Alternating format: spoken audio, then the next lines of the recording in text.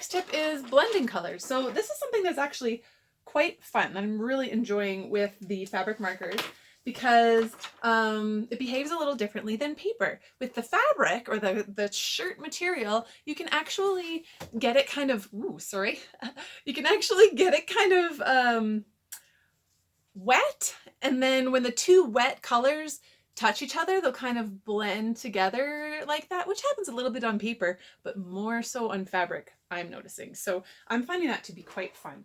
Let's find a couple of colors that will blend really well. This blue and the green worked really well, so we'll try that.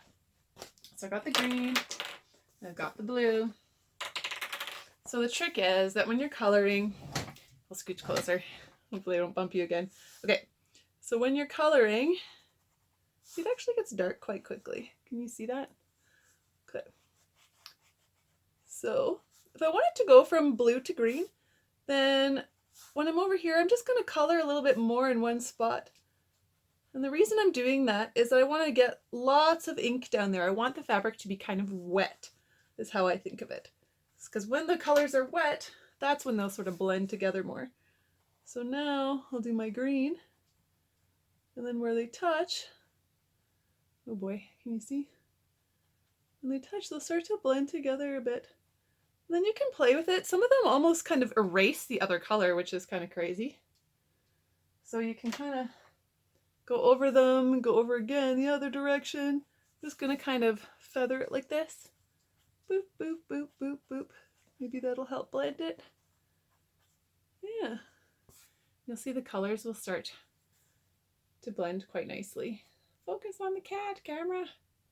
There we go. Let me see. Okay. Yeah, so you can kind of play around with that, and it is fun too because like any colors, when you're blending them together like this, then the spot where they mix together will actually, it can become a different color.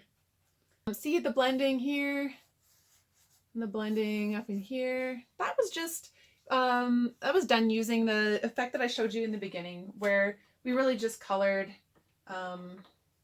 made it sort of wet and then kept overlapping until I felt good about how it looked. Don't get too particular. You don't have to worry too much. Just have fun with it and experiment. It's pretty fun. So should I show you something, I guess? Maybe I'll show you quickly just another example. Can you see? Oops, sorry. Here, I'll go closer. All right, so for example, coloring green. If I kind of go over it a couple times, then my little white spots disappear.